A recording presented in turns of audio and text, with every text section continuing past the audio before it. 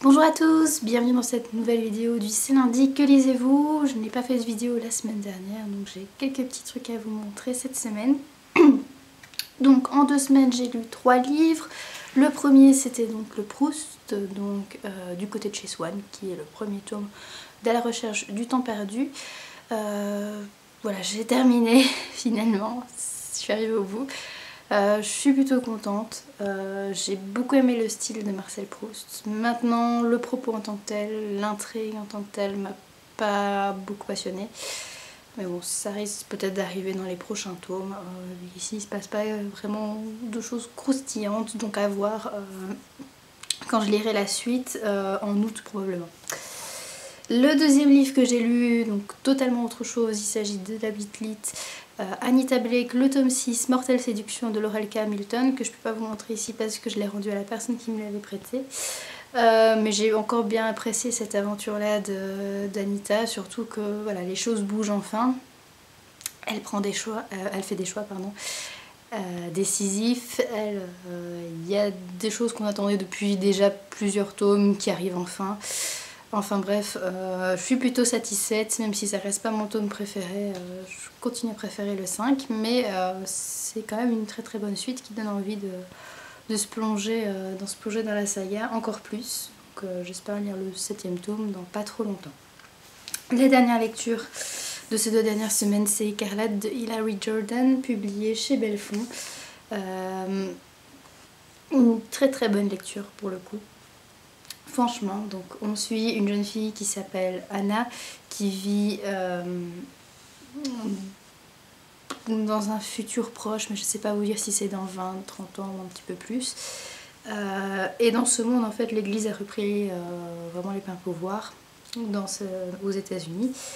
Et ils ont inventé un procédé qui s'appelle le mélachronisme, je pense, qui fait qu'en fait les gens sont condamnés à porter une couleur plutôt que d'aller en prison pour ceux qui les ont fait.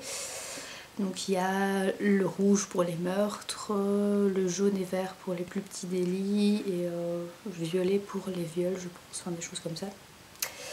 Et Anna, donc elle, c'est vraiment une bonne petite chrétienne, même si elle est un petit peu rebelle sur les bords, mais c'est vraiment pas la révolutionnaire en puissance, c'est juste quelqu'un qui aime bien un petit peu titillé, qui trouve pas toujours logique les choix de l'église, etc. Et un beau jour, elle va tomber amoureuse d'un homme marié, un pasteur en plus, qui s'appelle Aidan Dale. Et elle va avoir une liaison avec lui, une liaison qui va aboutir sur une grossesse dont elle ne veut pas pour préserver l'honneur de l'homme qu'elle aime. Et elle va donc se faire avorter.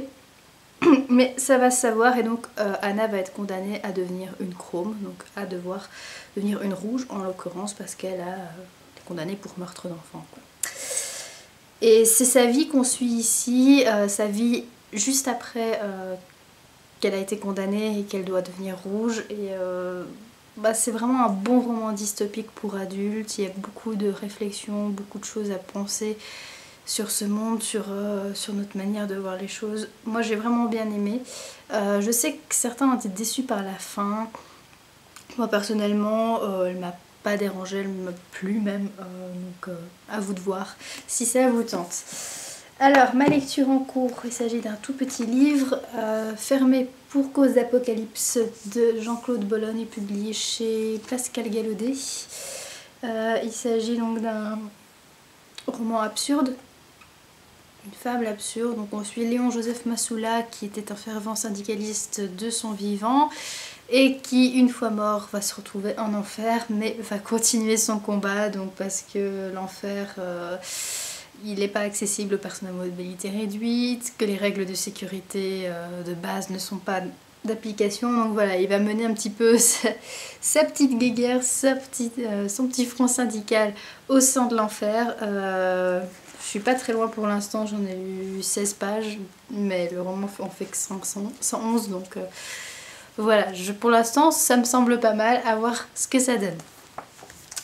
Cette semaine, que vais-je lire? J'ai prévu 2 lectures. La première, c'est une toute petite encore. Il s'agit de l'épopée de Gilgamesh de Mathilde Ada, publiée aux éditions Percé. Donc Mathilde Ada est une jeune femme qui a décidé de réécrire l'épopée de Gilgamesh d'une façon plus moderne, parce que l'épopée de Gilgamesh c'est quand même un vieux récit, pas toujours facile à aborder, donc voilà, c'est toutes les contes et légendes sur Gilgamesh qu'on retrouve ici. Il y a même des petits dessins et là ça fait 70 pages, donc pour vous dire à quel point ça va aller vite. Et ensuite donc je lirai un plus gros roman que j'aurais peut-être pas fini d'ici lundi prochain. Il s'agit de Dacier de Silvia Avallone, publié chez J'ai lu. Donc Ajar, Mission Garton vous en a parlé dans une vidéo il y a pas si longtemps que ça, que moi je dirais. Donc voilà, ça sera mon tour de voir un petit peu ce que ça donne.